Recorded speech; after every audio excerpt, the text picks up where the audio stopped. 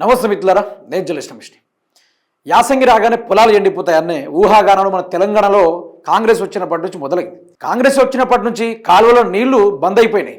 ఎందుకు బంద్ అయినంటే కాళేశ్వరం నీళ్ళు ఆపుతూనే కదా తెలంగాణ రాష్ట్రానికి నీళ్లు వచ్చింది. మల్లన్న సాగర్లో ఉన్న నీళ్లనే అడపదడప వాడుకుంటూ ఈరోజు కాంగ్రెస్ ప్రభుత్వం ఏం చేస్తా ఉందో మనం చూస్తా ఉన్నాం. అయితే యావత్ తెలంగాణ రాష్ట్రంలో ఎస్ఆర్ఎస్పీ కెనాలను నమ్ముకొని చాలా మంది దొరుకుతా ఉన్నారు. మరి అటువంటి వాళ్లకు అదే కాళేశ్వరం నీళ్లు జీవనాధారం అయిపోయింది. తెలంగాణ రాకముందు ఇదే కాంగ్రెస్ పరిపాలనలో అరికోసలు చూసి రైతన్నలు వేసుకొని చనిపోయారు. పెట్టుబడి లేక ఇదే విధంగా పంటలు ఎండిపోవడం, ఎట్లా బ్రతకాలో అర్థం కాక చాలా మంది దాగి తర్వాత ఆత్మహత్య చేసుకుని చాలా మంది మరణించడం కూడా జరిగింది. అంత జరిగిన తర్వాత కేసీఆర్ గారు రైతుల యొక్క కళ్ళల్లో ఆ యొక్క బాధను చూడలేక, ఈ మృత్యుకేకలను చూడలేక పేపర్ ఓపెన్ చేస్తే తెలంగాణ మృత్యు వాతే అవపడుతుంది తప్ప ఏ ఒక్క ఏరియాలో కూడా పచ్చదనం అవపడలేదు. అవన్నీ చూసిన కేసీఆర్ గారు తెలంగాణ పోరాటం చేసి ఆయన తెలంగాణ రాష్ట్రాన్ని విభజించిన తర్వాత తెలంగాణ రాష్ట్రాన్ని ఓ అద్భుతమైన పరిపాలన అందించి ఆ 2 ఏళ్లలో కాళేశ్వరాన్ని నిర్మించి ఆ కాళేశ్వరం నీళ్ళని ప్రతి ఒక్క పొలాలకు బీడు బారిన శిరకల దాకా పంపించే ప్రయత్నాలు కేసీఆర్ చేసినాడు. అలా చేసినప్పటికీ చాలా మంది రైతులు అభివృద్ధి అయ్యారు, అభివృద్ధి చెందిర్రు. రూపాయి గతి లేని పరిస్థితి ఉండే తెలంగాణలో ఈరోజు ఒక రైతు భూమి అమ్మే పొజిషన్లో వస్తే అక్కడ ఎవరైనా భూములు రోడ్ల మీద అమ్మితే ఆ భూముల్ని కొనడానికి రైతన్న సిద్ధమవుతా ఉన్నాడు. అయితే మీరు ఒకటి తెలుసుకోవాలి, నిన్న దేవరుప్పుల ఇదే జనగాం నియోజకవర్గం దగ్గరలో ఉన్న దేవరుప్పుల మండలంలో పక్కనే మల్కా తండా అనే ఆ తండాలో కొందరు రైతన్నలు కాలువను నమ్ముకుని పొలం వేసుకుంటే ఆ పొలాలు మొత్తం ఎండిపోయినాయి. వాళ్ళ బాధ ఏంది? కేసీఆర్ ఉన్నప్పుడే బాగుండే సార్, అప్పుడే నీళ్లు వద్దనకుండా ఇచ్చేటోడు, మేము వరి కోసుకోవాలి ఆపు నీళ్లు ఆపు మొర్రో అనుకుంటూ మొత్తుకుంటే తప్ప నీళ్లు ఆపకపోయేటోళ్ళు ఎండాకాలంలో సైతం నీళ్లు కూడా పొలాల దాకా పారేది. ఇంత అద్భుతంగా ఉండే మీ పాలన అనవసరంగా కాంగ్రెస్ కి ఓటేసినాం సార్ అనుకుంటూ నిన్న ఎర్రబెల్లి దయాకర్ రావు గారు ఇక్కడ పొలాలు ఎండిపోగానే రైతులకు మనోధైర్యాన్ని ఇవ్వడానికి మీకు నేను అండగా ఉంటా, బీఆర్ఎస్ పార్టీ అండగా ఉంటది, ఎవరు కూడా ఆత్మహత్యలు చేసుకునే ప్రయత్నాలు చేయొద్దు అనుకుంటూ నిన్న ఎర్రబెల్లి దయాకర్ రావు గారు అక్కడ వెళ్ళి వాళ్ళకి మనోధైర్యాన్ని ఇవ్వడం కూడా జరిగింది. ఈ ప్రభుత్వం మిమ్మల్ని ఆర్థికంగా ఆదుకునేంత వరకు మేము కొట్లాడతామని అక్కడే లైవ్ లో ఉత్తమ్ కుమార్ రెడ్డి గారికి, నీటిపారుదల శాఖ మంత్రి అయిన ఉత్తమ్ కుమార్ రెడ్డి గారికి ఫోన్ చేసి మరి ఇట్లా పొలాలు ఎండిపోతున్నాయి, ఏంది పరిస్థితి అనుకుంటే ఆయన మాట్లాడడం కూడా జరిగింది. మరి చేతికొచ్చిన పైరు కళ్ళ ముందు ఎండిపోతా ఉంటే రైతు కనిపించేది ఏకైక దారి ఆత్మహత్య తప్ప వేరేది ఏమి ఉండదు. అయితే ఎర్రబెల్లి దయాకర్ రావు గారు తన అధికారం కోల్పోయినా కూడా అక్కడ ప్రజల దగ్గర తిరుగుతా ఉన్నాడు. ఈ రోజు మీరే చూడండి, ప్రజల సమస్యలను ఏ పార్టీ అయినా కొట్లాడుతుందా? ఓన్లీ బీఆర్ఎస్ పార్టీ ప్రతిపక్ష హోదాని పోషిస్తూ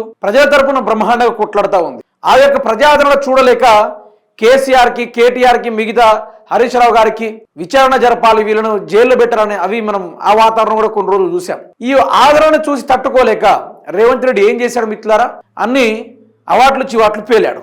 మరి అధికారం లేకపోయినా ఎర్రబెల్లి దయాకర్ రావు గారు ఆ యొక్క ప్రజల దగ్గరికి కావచ్చు, లేకుంటే ఎవరైనా చనిపోయినా కావచ్చు, లేకుంటే ఎవరైనా మద్దతు అంటే సాయం కావాలని అడిగితే ఆయన సాయం చేస్తా ఉన్నాడు.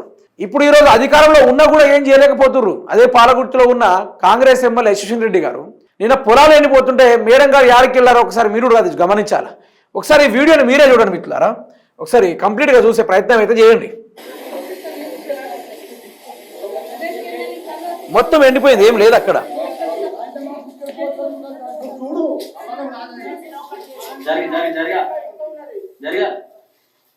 ఇక బోరు చూడండి, చేతికి వచ్చిన పంట అది. బోరు చూడండి, నేను ఎందుకంటే నా చిన్నప్పటి జీవితంలో చూసిన ఇట్లాంటి బోరు. అగో చూడండి, కోసి మళ్ళీ ఆగుతుంది. అగో గా తీరు. ఆ భూగర్భ జలంలో నీళ్లు లేకపోవడానికి గల కారణం ఏంది? ఆ కాలువ నీళ్లు పారుకోవడం వల్లనే. ఆ బోరు వ్యవస్థ మీరు చూశారు. నేనేమంటున్నా, యావత్ తెలంగాణ రాష్ట్రం ఏం చేస్తుంది మిత్రులారా? ఓన్లీ ప్రభుత్వం దోచుకోవడం, దాచుకోవడం తప్ప దేనికి పనికిరాదా?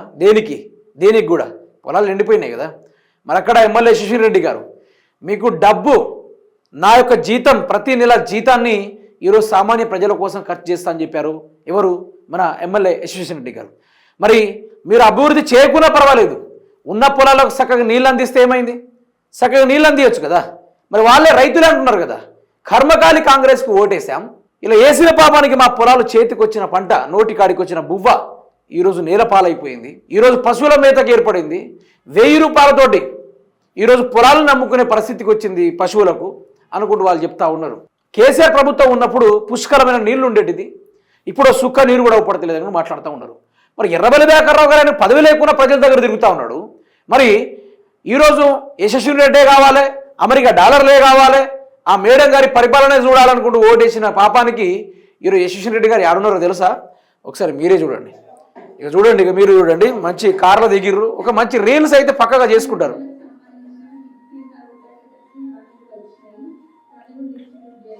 ఇంతకుముందు మనం సీతక్క గారిని చూసాం, ఇప్పుడు మన ఎమ్మెల్యే గారిని చూస్తూ ఉన్నాం. ఇది చూడండి, మొత్తం సబ్సిడీలతోటి రోటివేటర్ కావచ్చు, లేకుంటే మినీ ట్రాక్టర్ కావచ్చు, మడ్ కల్టివేటర్ కావచ్చు, పూర్తి స్థాయిలో సబ్సిడీ దానిపైన వ్యవహరించడానికి మేడం గారు అక్కడికి వెళ్ళడం జరిగింది. వ్యవసాయమే సరిగ్గా లేనప్పుడు వ్యవసాయ పనిముట్లు దేనికి పనికొస్తాయి? షాప్లో ఉండి షోకులకు తప్ప దేనికైనా పనికొస్తాయి? ఇప్పుడు ఎమ్మెల్యే శశిరెడ్డి గారేమో మరో రీల్ స్టార్గా తయారైతే ఉన్నారు. ఒక రీల్స్ స్టార్ ఏమో రీల్ స్టార్ అనగానే ఆవిడ గారు రీల్స్ ఆపేసారు. ఇక మంత్రి సీతక్ గారు యాడన్నారు కూడా జాడ లేకుండా వెళ్ళిపోయిన పరిస్థితి మనం చూస్తా ఉన్నాం. ఇదే ఎండాకాలంలో మేడం గారు మూటలు మోసారు, అన్నం పెట్టారు, చిన్న పిల్లలకు భోజనాలు పెట్టారు, వాళ్ళ కటింగ్ కూడా చేశారు బ్రహ్మాండంగా. ఆ రోజు ఆనాటి కాలంలో సీతక్ గారు బ్రహ్మాండంగా ఆ యొక్క వ్యవహారం నడిపించారు. ఇప్పుడు అదేవిధంగా మళ్ళీ సీతక్క గారి యొక్క రీల్స్ ఆగిపోయిన తర్వాత ఎమ్మెల్యే యశస్వి రెడ్డి గారు రీల్స్ మొదలుపెట్టారు. రోజుకు 10 రీల్స్ పడాలి. అభివృద్ధి నీళ్లు, బట్ రీల్స్ మాత్రం ఫుల్. ఎక్కడ చూసిన ప్రచారాలు ఫుల్గా జరుపుకుంటారు, పరిపాలన సున్నా. మరి పొలాలు ఎండిపోతున్నాయి. ప్రతిపక్షంలో ఉన్న ఎర్రబెల్లి దయాకర్రావు గారు పొలాలు ఎక్కడ ఎండిపోయినా ఆడిపోయి ఆయన నిలబడి నేను మీకు సహాయం చేస్తా, మీకు భరోసా ఇస్తున్నా అనుకుంటూ ఆయన ఒక మాట రూపంలోనే వాళ్ళకి మనోధైర్యాన్ని ఇచ్చిండు. మరి మీరు అధికారంలో ఉండి కూడా ఈరోజు మీరు కల్టివేటర్ల దగ్గర, రోటివేటర్ల దగ్గర, కంకర మిషన్ల కాడ, ఇసుక క్వారీ కాడ, సలాకుల వ్యవహారం కాడ ఆడున్నారు తప్ప ఎక్కడైనా రైతుల గురించి కానీ పేదల పట్ల కానీ వ్యవహరించినట్టు ఎక్కడ కనబడుతున్నారా? ఏడ కూడా కనిపించడం లేదు, ఏ కోణంలో కూడా కనిపించడం లేదు. మరి ఎందుకు యశస్వి రెడ్డి గారికి ప్రజలంటే అంత చులకన? ఎందుకు ప్రజల పొలాలు ఎండిపోతే యశస్వి రెడ్డి గారికి అంత కోపం దేనికోసం? అంటే మీకు ఓటేయలేదు, వాళ్ళు మీకు ఓటేసి గెలిపించారు కదా, గెలిపించి బ్రహ్మరథం పట్టారు కదా. మరి ఈ రోజు ఎందుకని ఆ ప్రజల దగ్గరికి వెళ్తలేరు?